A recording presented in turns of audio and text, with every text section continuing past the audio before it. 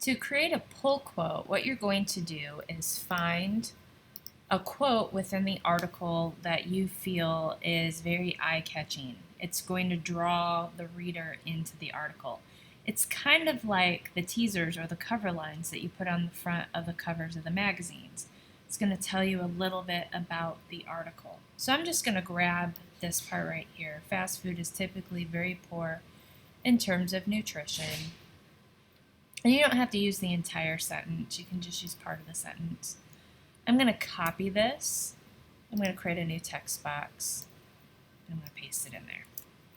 And what I want to do is I want to make this stand out. I want it to contrast from the rest of the page. So I might do something along the lines of making it larger. I might even change the font of it. I might even put a box around it as well. So if I go up to Object, Text Frame Options, actually let me fill the color of it first. So I'm just going to pick this green color. But you can see, so I filled the text box, but you can see that the text is touching the edges of that text box.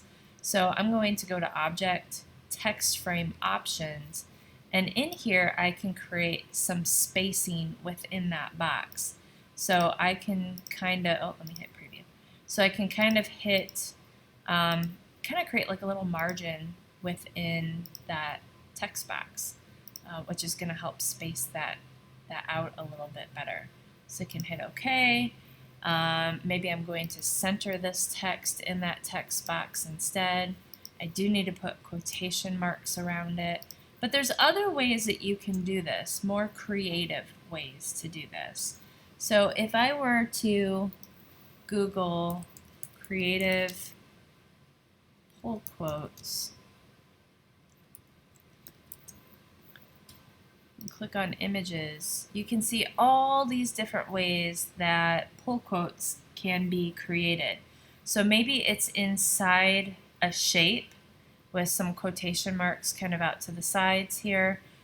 Maybe it's in a long column with the quotation marks here. Here you can kind of see that the pull quotes are a little larger, and then there's a text wrap around that pull quote. Here's some additional shapes in here. Maybe it takes up like half the page and it's really large. Here's some more shapes. So there's lots of really creative ways that you can do that. If you wanted to change the shape, what I would probably do, I'm not sure if I could do this. No, that won't let me change the shape of the text box, but I could create a shape around this, and again, maybe I'm going to use that same color. I can send it to the back. I can just put that text box over it, and then I can change, just like in Illustrator, I can use my direct selection tool. Oops, this is selecting my text box, there we go. I can use the direct selection tool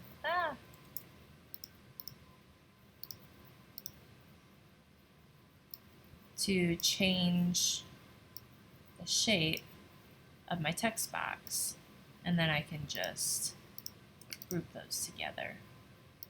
And then I could even put a text wrap on that. So I could, you don't have to do this, but you could. So I could put a text wrap on my shape. So then it's moving around the shape of my object. So that's not a great shape, but you kind of get the idea of what I'm doing there. So that's how you do pull quotes.